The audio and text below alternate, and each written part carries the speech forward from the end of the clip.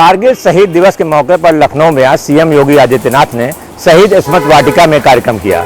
उन्होंने सीधे कहा कि शहीदों की श्रद्धांजलि कभी बेकार नहीं जाएगी और जो भी शहीदों से श्रद्धांजलि दी है उसे पूरा देश याद कर रहा है और उनके परिवार के लिए पूरी सरकार लगातार दिन रात मेहनत से जुटी रहेगी और उनको किसी तरह की दिक्कत नहीं होगी। नागरिक सुरक्षा की गारंटी है, चाहे वो यूपी हो चाहे भारत देश में कहीं भी रह रहा आदमी। उन्होंने कहा भी तेरा वैभव अमर रहे माँ, हम दिन चार रहें न रहें, ये शहीदों के लिए कविता पढ़ करके उन्होंने श्रद्धांजलि दी। और 1999 के बाद जो भी कारगिल शहीद के बाद इतना कार्यक्रम हो रहे हैं, उन्होंने कहा कि 1999 में जब कारगिल दिवस मनाया गया, शहीद हुए, तो उसके बाद लखनऊ के में कई लोग थे जो युवा थे उसमें, और उन्होंने यहाँ पर कैप्टन मनोज पांडे सहित करीब दर्जन भर लोग ऐसे शहीद थे कि जिनकी स्थली बनाई गई और उनको कई जगह उनके परिवार को भी सम्मानित किया गया और उनकी याद लगातार की जा रही, हर साल सरकार कर रही है। अब देखना यह है कि शहीदों की तरफ से कहीं कोई सरकार शिकायत तो नहीं है, लेकिन अभी तक माना जाए उनके परिवार वाले भी थे, उन्होंने कहा सरकार पूरी तरह हमारे साथ है और मेरे बच्चों की जो कुर्बानी हुई है देश के लिए, वो सतत स्मरण की जाएगी और लोग भी उनके प्रति हमेशा श्रद्धांजलि व्यक्त करते रहेंगे। कैमरामैन रियाज के साथ टीएन मिश्रा, जनता टीवी, लखनऊ। मानसून सत्र का ऐलान हो चुका है। 7 अगस्त से मानसून सत्र की शुरुआत हो रही है। 11 अगस्त तक ये चलेगा, यानी कि 4 दिन का ये मानसून सत्र काफी हंगामेदार हो सकता है।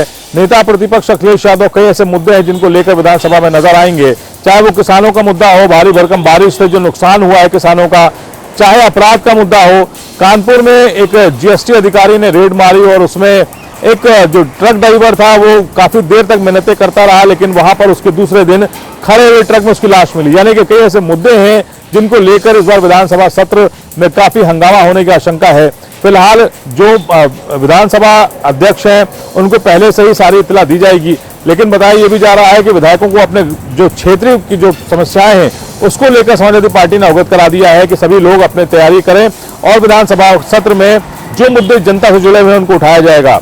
फिलहाल इसके साथ ही अखिलेश यादव ने आज कई प्रदेश अध्यक्ष का भी ऐलान किया है, जिसमें जो प्रदेश अध्यक्षों की बहाली की गई है, ऐसे कई प्रदेश अध्यक्ष हैं उनको कमान दी गई है। यानी कि जो दल है उसको भी मजबूती के साथ ही अखिलेश यादव लगे हुए हैं दल को मजबूत करने के लिए। अभिषेक यादव को समाजवादी लोहिया का अध्यक्ष बनाया गया है, रामकरण निर्मल को लोहिया वाहिनी का प्रदेश अध्यक्ष बनाया गया है, अनीस राजा को मुलायम सिंह यूथ ब्रिगेड का, विनीत कुशवाहा को छात्र सभा और अरविंद गिरी को युवजन सभा का प्रदेश अध्यक्ष बनाया गया। यानी कि एक तरफ सरकार को घेरने की कवायद है, दूसरी तरफ संगठन को मजबूत करने में अखिलेश यादव जुटे हैं।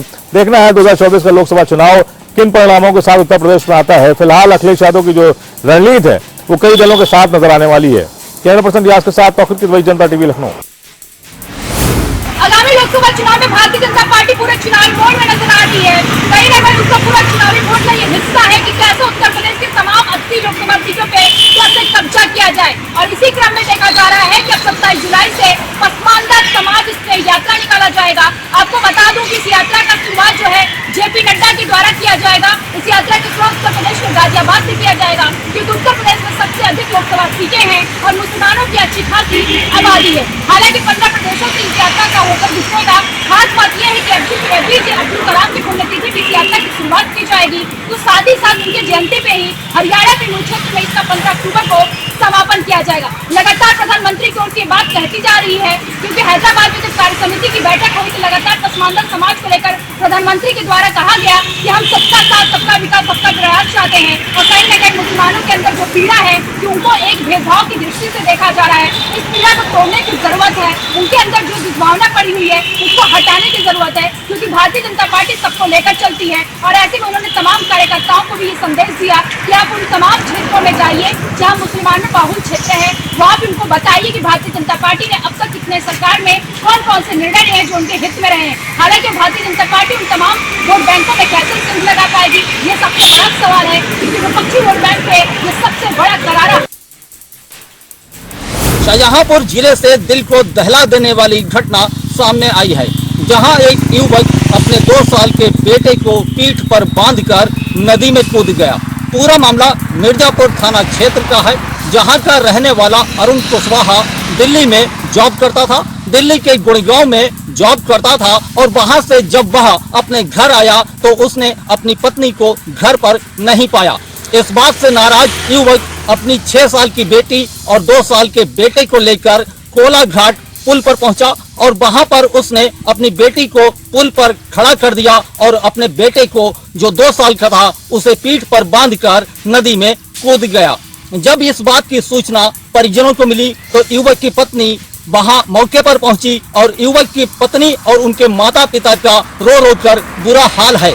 फिलहाल पुलिस सबों की तलाश कर रही है। राजीव शुक्ला, जनता टीवी, शाहजहांपुर।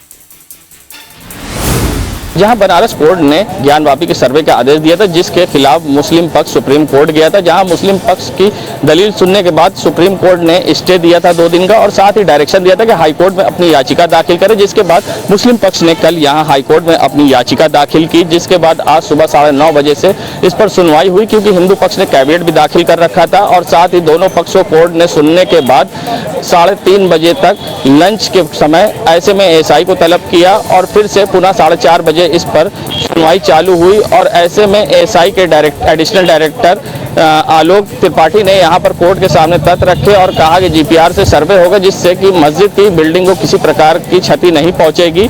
फिलहाल मुस्लिम पक्ष ने समय मांगा है, कुछ साक्ष्य संकलन करने की बात कही है, जिसके बाद कोर्ट ने कल 3 बजे तक के लिए सुप्रीम कोर्ट के सर्वे को रोके जाने के स्टे को यथास्थित रखा है और कल फिर 3:30 बजे से इस मामले में सुनवाई होगी। जनता टीवी के लिए सैयद मोहम्मद आमिर, प्रयागराज। प्रतापगढ़ जिले में आकाशीय बिजली गिरने से किशोर की हुई मौत। आपको बता दें कि किशोर अपने ताऊ के साथ खेत में धान लगाने के लिए गया हुआ था, वहीं अचानक आकाशीय बिजली गिर गई। आकाशीय बिजली गिरने से युवक झुलस गया। वहीं स्थानियों की मदद से उसे नजदीकी अस्पताल में भर्ती कराया गया। वहीं डॉक्टरों ने युवक को मृत घोषित कर दिया। आपको बता दें कि मौके पर स्थानियों ने पुलिस को भी दी सूचना। मौके पर पहुंची पुलिस ने शव को कब्जे में लेकर पीएम के लिए भेज दिया है। वहीं शव घर पहुंचते ही परिजनों में कोहराम मच गया। यह पूरा मामला अंतु थाना क्षेत्र के कुशलगढ़ का है, जहां आकाशीय बिजली गिरने से किशोर की मौत हो गई। मौत की जानकारी परिजनों में होते ही परिजनों में कोहराम मच गया। विकास गुप्ता, जनता टीवी, प्रतापगढ़। जिलाधिकारी ने चिन्हित अपने 8 टीबी मरीजों को पोषाहार किट वितरित की। दरअसल सरकार के मंशा के अनुरूप सभी टीबी मरीजों को बेहतर उपचार और उनके इम्यूनिटी पावर को बढ़ाने के लेकर जिले के अधिकारियों द्वारा टीबी के सभी मरीजों को गोद लिया जा चुका है। तो वहीं इसी क्रम में रसूलाबाद उप जिलाधिकारी नीलिमा यादव ने रसूलाबाद तहसील क्षेत्र के चिन्हित 8 टीबी मरीजों को गोद लिया था, जिनके बेहतर उपचार और उनके स्वास्थ्य को लेकर लगातार काम कर रही थी और उन्हें सरकार के द्वारा दी जाने वाली लाभार्थ योजनाओं से लाभान्वित कर रही थी। इसी दौरान रसूलाबाद उप जिलाधिकारी ने सभी टीबी के 8 चिन्हित रसूलाबाद तहसील क्षेत्र के मरीजों को पोषाहार की किट वितरित की और साथ ही उनके उज्जवल भविष्य की कामना की। विशाल सिंह, जनता टीवी, रसूलाबाद, कानपुर देहात। गोरखपुर के पिपराइच में आज दिल दहला देने वाली एक घटना सामने आई। आपको बता दें, पिपराइच थाना क्षेत्र में एक ससुर ने अपनी बहू को मामूली बात पर गला रेतकर हत्या कर दिया। आपको बताते चले, बहू एक प्राइवेट स्कूल में जॉब करती थी और ससुर को यह नागवार गुजरता था। ससुर हमेशा उसको प्राइवेट स्कूल में जॉब करने से मना करता था।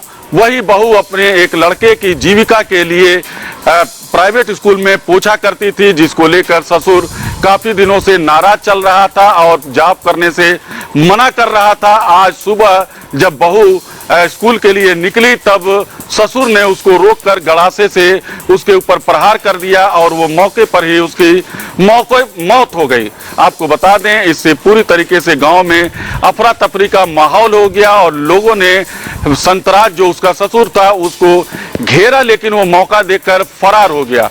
फिलहाल मौके पर पुलिस पहुंची है और छानबीन में जुटी हुई है और फरार संतराज यानी कि जो ससुर है उसकी गिरफ्तारी के लिए दबिश शुरू कर दी है।